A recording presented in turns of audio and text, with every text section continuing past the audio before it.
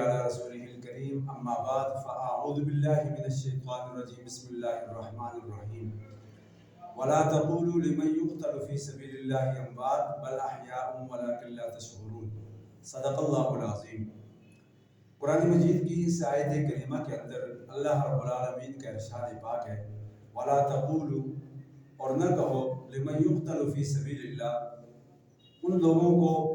مقتول اور مردہ نہ کہو جو اللہ کے راستے میں مارے گئے، جو اللہ کے راستے میں قتل ہوئے، اپنی جان سے گزر گئے، ان پہ تیر لگے، تلواریں لگیں، وہ زخموں سے چور ہوئے، انہیں مقتول نہ کہو، انہیں مردہ نہ کہو۔ لمن يقتل في سبيل اللہ اموات، ان کو مردہ نہ کہو، بل احیاء، بلکہ وہ زندہ ہیں، ولکن لا تشعرون، لیکن تم ان کی زندگی کا شعور نہیں رکھتے۔ اللہ کے راستے میں جو مارے جائیں، دین اسلام کی بالادستی کے لیے جو مارے جائیں، اسلام کے کلمے کو سربلند کرنے کی خاطر جو کوئی اپنی جان سے گزر جائیں، مقتول ہو جائیں، ان کو عام مقتول یا قتل کیے گئے یا مارے گئے یا مردہ نہ کہو، بلکہ وہ شہید ہیں، ان کو زندہ کہو۔ ان کی ایسی زندگی ہے وہ مر کے بھی زندہ ہے۔ آج 21واں روزہ ہے اور خلیفۃ المسلمین امام المؤمنین حضرت سیدنا علی المرتضیٰ شیر خدا رضی اللہ تعالیٰ عنہ، جو اللہ اور اس کے رسول کے شیر ہیں، فاتح خیبر ہیں، ان کی آج شہادت کا دن ہے۔ 21 رمضان المبارک کا دن تھا کہ ان کی شہادت ہوئی ہے۔ 3 دن پہلے ان پر قاتلانہ حملہ ہوا،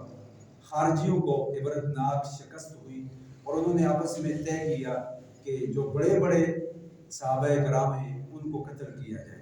حضرت امیر معاویہ رضی اللہ تعالیٰ عنہ کے بھی قتل کا منصوبہ بنایا، حضرت علی رضی اللہ تعالیٰ عنہ کی بھی قتل کا منصوبہ بنایا، لیکن حضرت علی رضی اللہ تعالیٰ عنہ پر عبد الرحمن رضی ملجم لعنتی ملعون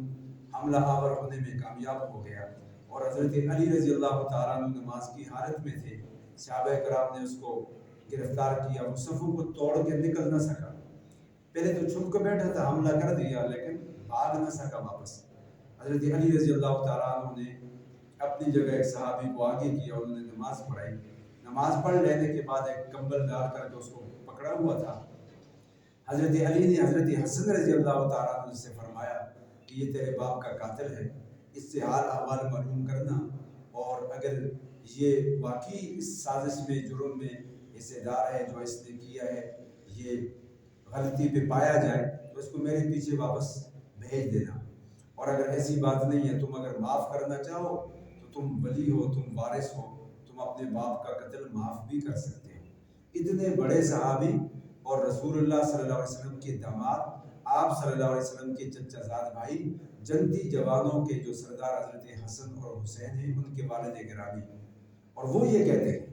جو خلفائے راشدین میں سے ہیں، جو عشرہ مبشرہ میں سے ہیں، جو اہل بیت میں سے ہیں،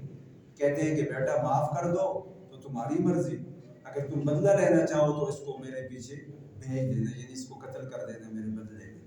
آج چھوٹی چھوٹی باتوں کو ہم لوگ معاف نہیں کر سکتے، وہ قتل کی معافی تک کا اپنے بیٹے سے کہتے ہیں کہ اگر معاف کر دو تو تمہاری مرضی۔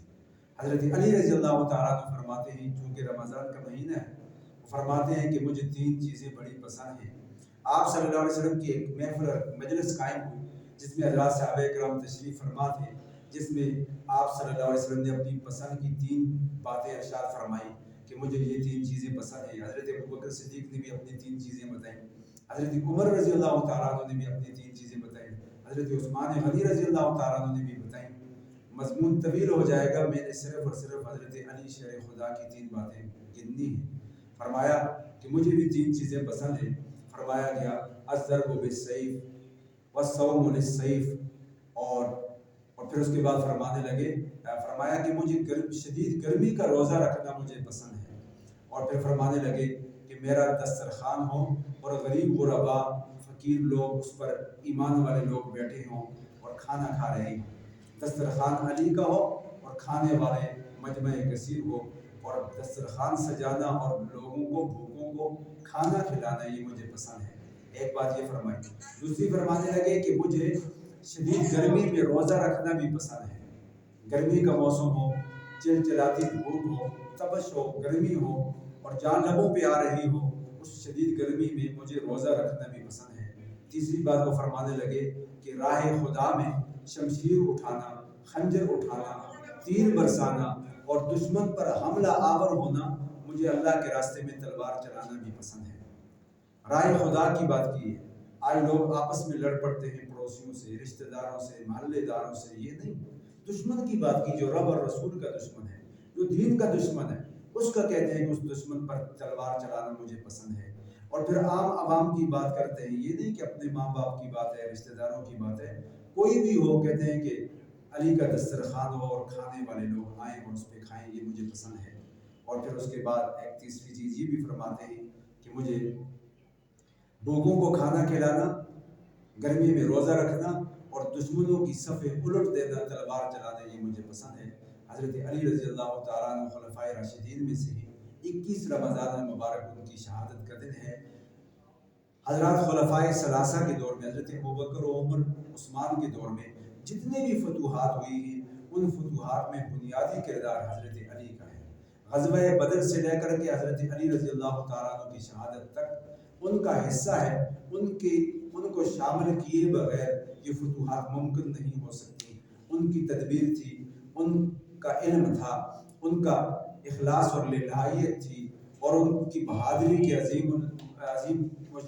الشان کارنامے تھے کہ ہر میدان میں وہ صف اول میں نظر آتے ہیں، ہر جنگ میں وہ تابڑ توڑ حملے کرتے نظر آتے ہیں، زخموں سے چور نظر آتے ہیں، اور ان کی عبادت کا یہ عالم ہے۔ آج ہم میں سے کوئی نماز پڑھ رہا، اس کو مچھر کاٹ لے تو لوگ اپنے پاؤں پر پاؤں مارتے ہیں، کھجلی کرتے ہیں، کبھی کان، کبھی بازو، کبھی کہاں کھجلی کرتے ہیں۔ لیکن حضرت علی رضی اللہ تعالیٰ عنہ کے جسم میں تیر لگے ہوتے، وہ نماز میں کھڑے ہو جاتے تو پھر ان کے تیر نکالے جاتے، انہیں پتہ بھی نہ چلتا کہ تیر نکالا ہے۔ لوگوں کو سمجھ بھی نہیں آتی تھی کہ اتنا وہ برداشت کر لیتے ہیں۔ عام حالت میں وہ تو تکلیف ہوتی ہے، لیکن وہ اپنے رب کی محبت میں اتنے ڈوب جاتے تھے، اللہ کے ساتھ رابطے میں اتنے ڈوب جاتے تھے، اتنے کھو جاتے تھے کہ انہیں سمجھ بھی نہیں آتی تھی، تیر جسم سے نکل جاتے تھے۔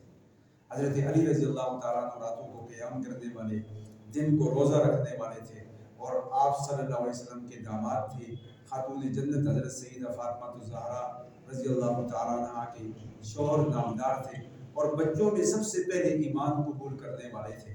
آج کے دور میں ہمیں یہ چاہیے کہ ہم ان کے نقش قدم پہ چلنے کی کوشش کریں، ان کے طرز عمل کو، ان کی سیرت اور کردار کو پڑھیں۔ اور ہمارے ملک پاکستان میں پچھلے دور حکومت میں، جب پیپلز پارٹی کا دور حکومت تھا، اس دور میں جب سندھ میں ان کی حکومت تھی، اب بھی ان کی ہے، اس دور میں انہوں نے قانون سازی کرنا چاہی، کہنے لگے کہ 18 سال سے کم عمر میں جو کوئی ایمان قبول کرے گا، اس کا ایمان اور اسلام ایکسیپٹ نہیں کیا جائے گا۔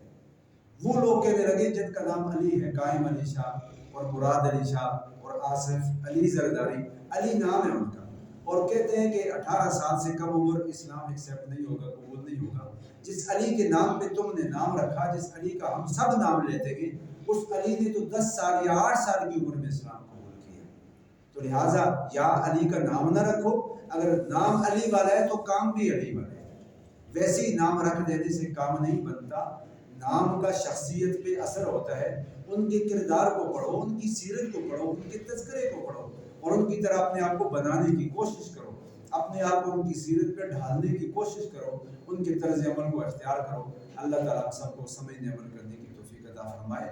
وما علینا الا البلاغ۔